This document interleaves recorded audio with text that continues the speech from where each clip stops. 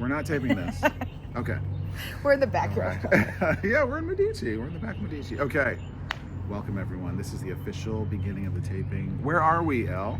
Well, we are in a beautiful backyard fence, but Yes. don't worry, we're behind Medici Coffee Roasters in Austin, Texas. We have a sticker. There it is. Good morning. Many Austin. thanks to our friend and colleague, Christina Gonsalves, for pointing this amazing One More Store location out. There it is. Yeah. Adam, I didn't look. Do you know how many there were? I think it's 3. 3. 3. There might be a roastery and then 3 storefronts or, cafes. Yeah. Yeah. And I think what's really nice is we were both in Austin for South by Southwest. Yeah, we actually know each other in real life. We do know each other. We're not on Zoom. And I think what's amazing is Austin is a city that keeps Austin weird, right? Supports small businesses, supports local establishments. And I think one of the power things is we said we want to be at a place that supports One More Store.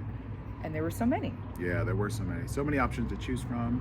One of the ones that is a partner of ours, I know in the future we're going to talk to you, One Taco, that we kind of was part of spurring on this whole effort, but Medici was a great one from Christina that we were able to kind of get into.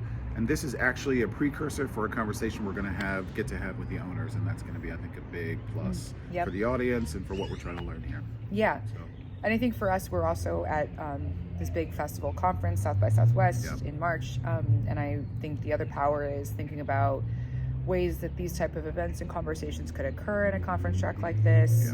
I think our minds are already worrying. I've been to a couple panels where the ideas around how do you scale a store, how do you hire employees, could really light off. Especially on I think I've been to some events on the food track, Adam. Like it's very cool. It's really how people are doing that.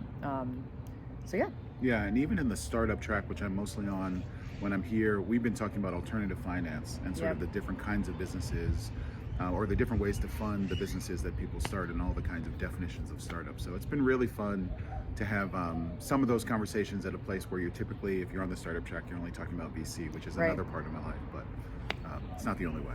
I think the other thing is, so I come from real estate, and what I've been seeing, Adam, is you have very small house-based establishments that definitely were the Austin how it was before, and then you have these soaring skyscrapers coming up on the waterfront. It's very cool. But what I've been struck as is I think there's like some nice ways of Austin has provided zoning for food trucks and food truck establishments. But I was thinking about even another one that I'd like to feature, Veracruz Tacos, where you have a food truck, you have a standalone establishment, and then you have inside a podium of a new building. And so it's like the same local business, but it's in like different types of ways people have built them. So there's the financing, but there's also just like the real estate developers here are really supporting those local brands. I love that. I hadn't thought about that. The real estate brain is super important. There is a conversation, there's lots of conversations to be had with the developers as well as the municipality. Like, I wonder if Austin makes it easier to have a stand, a food truck, front retail location. Like, it'd be very interesting to kind of dig into that too. Even in a place like Houston that feels disjointed because there's no zoning. Hey, the air conditioner came on. You get some disjointed, but it kind of works in Austin in a way that seems intentional. So I'd love to. We need to dig. I agree. I think again, back into our what else could we interview? I think really interviewing a company that started as a food truck and then turned into a brick and mortar would be really cool because food truck is a very small, flexible, test your location. Even in Chicago, Adam, food trucks are not. It's very enforced where you can go and be, but I do think thinking about a Portland or an Austin, Houston, where the food truck can be the almost like pre the One More Store. I think would be awesome to check out. That's actually part of One Taco story, by the way. Is it? We've said perfect. That. Yeah. So watch out, One Taco. That's right. We're coming for you. We're coming for you. Yeah. We know you started with a food truck, and now you're everywhere. Yeah. And then I think the final thought I had about something, we rolled up to Medici. It's a coffee store, but it's also a roaster. Yeah. I think another one I'd love to explore with you is the people that are production and retail. So like a roaster, brewery.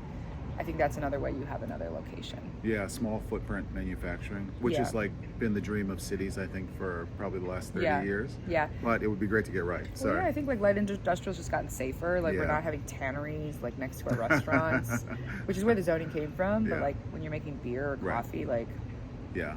That's fine. Everybody's good there. Yeah. Yeah, it's a great call. And actually, speaking of, and this is why I like you, Elle, because we have things to talk about and just. I know. There's no script. Mind fires. There's no script. We did not write this out. This is fun. It's so funny. That's great. But like the CHIPS Act, sort of, there was talk. I was listening to Bloomberg. I was like, very random. Please link the CHIPS Act to this coffee shop. We're still talking coffee, but the CHIPS Act sort of left a hole on the implementation side, or the essentially the, what was it, like the assembly side. Yeah. So there's like mesh assembly that needs to, you can manufacture chips in one location and then have to send them overseas to do mesh assembly and then send them back. So they're starting to kind of fill that hole, and that would be a perfect light manufacturing footprint that could be done in these cities with, you know, empty buildings. I'm very excited to have one more store featuring mesh assembly. 100%. Mesh assembly plant. But no, I think the spirit is here. It's very creative. So, you know, it's my first time in South by. Adam is an expert. Like 3 times. Yeah, but looking forward to doing something similar at another time, maybe next year. That's right. Yeah, this won't be the last time we're here. It won't be the last time we have these conversations. And cannot wait to, actually, I'm previewing right now. The talk is coming right after this video for Medici. And the Medici, did they say Medici or Medici? I think in the video we will ascertain the right pronunciation, because I'm not sure. Yeah. There's probably one right way and one wrong way, so, you know. Yeah. We're going to go with both right now. Medici. We're going to talk to the owners, talk about their journey, and yeah, this has been such a great time, and I can't wait to learn more. Great to see you guys. Thank you for tuning in. All right. Talk to you soon. There it is. Such good making it up. I love it.